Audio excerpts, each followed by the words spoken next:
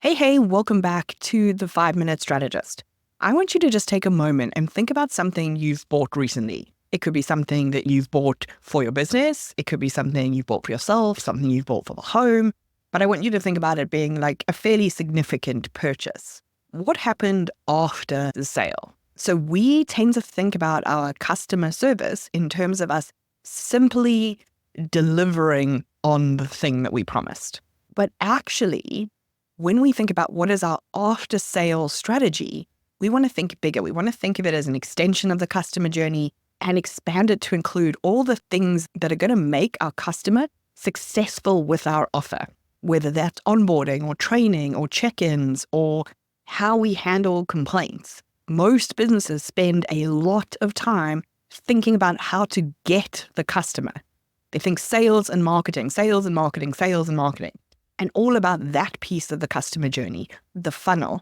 Think how many times you've heard from your friends that they bought something and how disappointed they are in it. Now, if everybody else is focused on sales and marketing, if you can focus on what happens after the sale, it immediately differentiates you. I think one of the easiest ways for you to picture this is to think about when you've made a really big purchase. You're never more excited than when you've just made the purchase. You can see the difference it's going to make to your life. Everything is going to change. And then you go to sleep and you wake up the next morning and you think, oh my God, what have I done?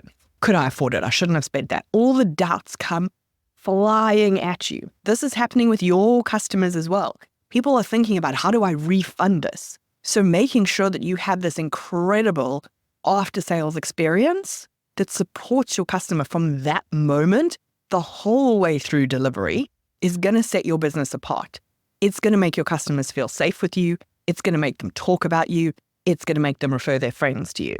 We know conventional wisdom, who knows if it's still exactly this, but that it's like 6 times more expensive to get a new customer than to retain an old customer. So you have spent all of this time and money and energy bringing this person through the funnel to hand over their credit card numbers to you so that they can give you a whole bunch of money. Now you want to make sure that that investment on your part, the time, the money, and the energy that took you, starts to pay dividends now and for as long as possible into the future.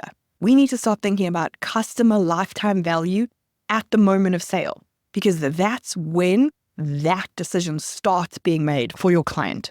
And then there's the referrals aspect. So we tend to think about referrals being, oh, they finished working with us, they're going to tell all their friends. If somebody has an incredible initial experience with you, if they are treated amazingly well from the moment they hand over their credit card, they will talk to people about that as well. And they will also talk to people if you do just drop them as soon as you've got their money. So our customer retention and our referrals take place from the moment after we've made the sale. So what is an after-sales strategy? Think about, well, it's not actually that different from the rest of the customer journey. It's things you're already thinking about in your funnel that you want to implement into your delivery piece of the puzzle as well. Things like personalization, like how do you make sure that they feel like they are important to you as an individual? What are the personal touches you can add? Then you can think about, where do most of your clients get stuck? And how can you anticipate that need coming and deliver something to them before they even knew they needed it? That is going to blow their minds. But probably the most key element of your after-sales strategy is how you build a feedback loop. We can have a tendency, kind of like referrals, to think about asking for testimonials after we've delivered an entire service and maybe not asking for any feedback before that. And so think about, where am I asking for feedback? How am I asking for it? At what points am I asking about it? And then analyzing it, looking for patterns, themes, anything that'll help you tweak your after-sales experience to create more value and more customer loyalty. But here's the piece that a lot of us miss.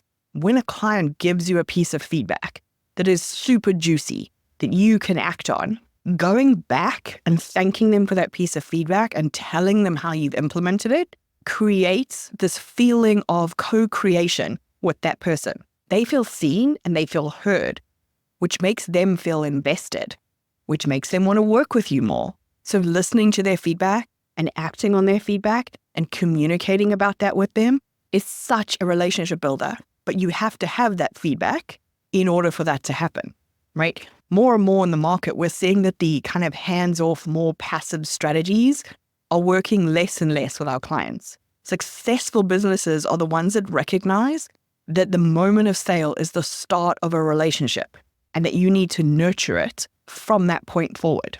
This is how we get clients to buy into what we're asking them to do so that they get amazing results that we can share with the world. But it's also how they become raving fans and advocates for us out in the wild. So is your after sales strategy and service creating loyal customers and repeat business?